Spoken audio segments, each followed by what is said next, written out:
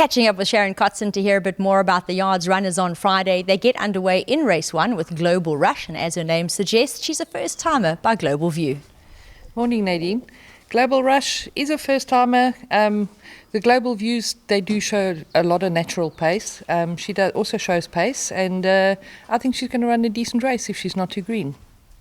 We move to race 2, where we'll see Popping Crease, who's an interesting newcomer to the yard with cape form that always catches the eye.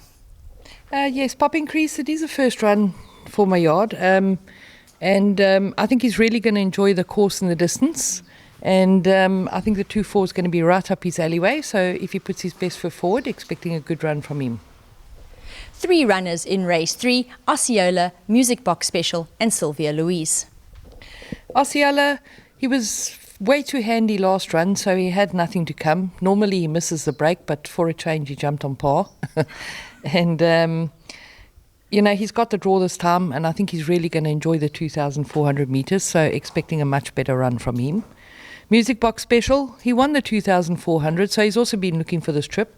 He's unfortunately got the draw to overcome, and hopefully he can show a lot of improvement. Sylvia Louise, very unlucky filly. I'm battling to get her into races at the moment, but she has a nice lightweight and she has got the draw, and she got on really well with Charlie in the last time he rode her. So hopefully we can get a better run out of her as well. We move to race 4, and here we'll see Elusive Jewel try the blinkers. Elusive Jewel, she ran a very disappointing race last time. She never raised a gallop. Prior to that, her form was not too bad. She's got a little bit of a wide draw, but we have fitted her with the blinkers and hoping that makes the difference, and a better run expected from her. In race 5, the 2 runners, Moon Game, he's been freshened up, and this fellow is just such a gutsy character. He's always got to be counted in over 1,400. And Sharon Bushtracker ran a very credible race last time out at the weights, which unfortunately he is again. Yes, Moon Game, course and distance suited. He always does his best. He's a very honest horse, so he's always in the shake-up.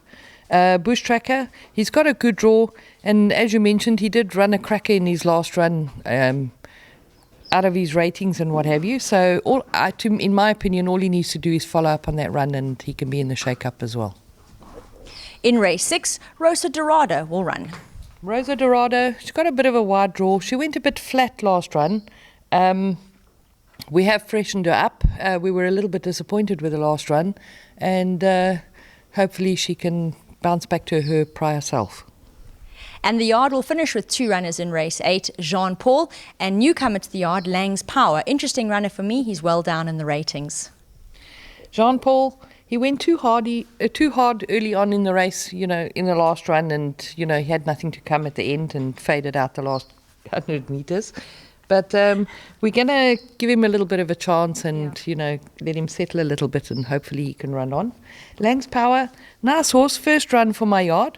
His work has been very good. I think he might be looking for a 1,400, but in saying that, a good run is expected from him. Definitely bear that in mind. As I've said, he slipped down the ratings, and it's a good place to show some decent improvement.